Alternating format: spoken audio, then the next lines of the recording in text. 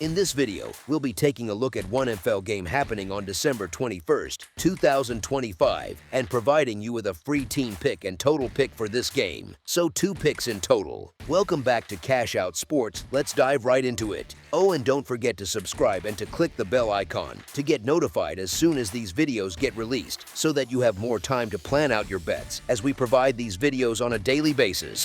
I can guarantee that you'll have all the important information that you'll need on this one NFL game after fully watching this video. One more thing before we start, if you would like to gain access to our best exclusive sports picks to take your journey to the next level, then check out our Patreon in the link down below where we offer our best single picks, parlay picks, and much more. Now let's get started. New England Patriots versus Baltimore Ravens. For the first time all season, Baltimore finally got to breathe a little in Week 15. It was one of those games where you could feel from the opening drive that Cincinnati just was not all there, a bit flat, a bit out of sync, and a Joe Burrow-led offense never found its rhythm and never put a single point on the board. The Ravens deserve credit for that. They showed up, handled business in what was basically a must-win spot, and never really let the Bengals wake up. Still, that one clean result does not magically erase 4 months of uneven football, and it certainly does not mean all of their issues have suddenly vanished. If you zoom out, the broader numbers are still pretty harsh on them. Baltimore sits just 20th in total offensive expected points added, which puts them squarely in that frustrating middle class of offenses that can look great in spurts and then absolutely vanish for quarters at a time. Defensively, they are only slightly better at 16th in total defensive expected points added, which is not exactly the profile of a terrifying unit you want to fade in prime time. The secondary is even more unsettling, ranking 19th in defensive expected points added per pass and allowing 233.3 passing yards per game, which is way down at 26th in the league. That is the kind of profile that lets even average passing attacks hang around longer than they should. The pass rush does not really bail them out either. Only San Francisco brings down the quarterback at a lower rate, with Baltimore sitting at 31st and getting a sack on only 4.14% of dropbacks. In practical terms, that means a lot of clean pockets, a lot of receivers finishing their routes, and a lot of third downs where the defense is hoping the offense simply makes a mistake. For a Sunday night matchup against a well-coached opponent, we really do not love that combination of a leaky secondary and a lukewarm pass rush, especially when you are laying points instead of catching them.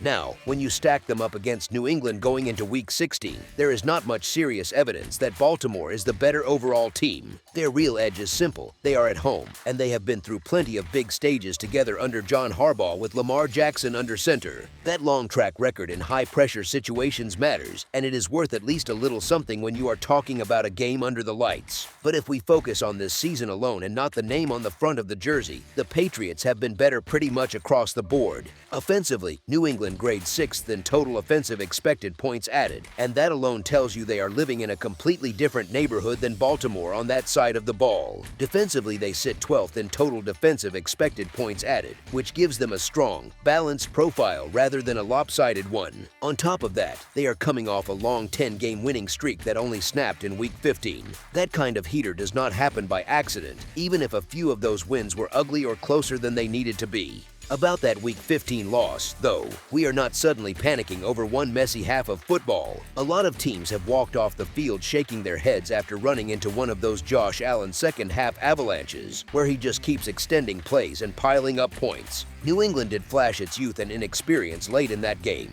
no question, but for most of the season they have been one of the steadiest operations in the league. If you look at point differential, the only teams ahead of Mike Vrabel's group are Seattle and Los Angeles, 2 other outfits sitting at 11-3, with New England at plus 7.6 points per game. That is not just good, that is you belong near the top of the power ratings good.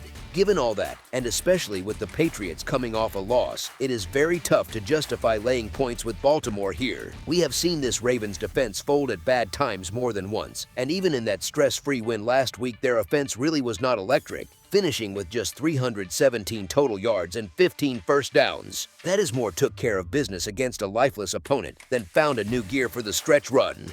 Meanwhile, New England has played like a well-oiled machine for most of the year and has been one of the more trustworthy teams against the spread, sitting at 8-5-1, which is 61.5%. That kind of record matters because it usually reflects a team that is both underrated in the market and consistent in how it shows up week after week.